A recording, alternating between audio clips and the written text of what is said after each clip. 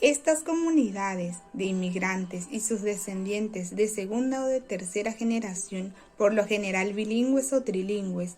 hablan sus lenguas de origen más el castellano o el guaraní. Conforman comunidades de habla en el sentido del término según la sociolingüística moderna, como asentamientos formados por un conjunto de hablantes que comparten al menos una variedad lingüística, unas reglas de uso, una interpretación de ese uso, una actitud y una misma valoración de las formas lingüísticas.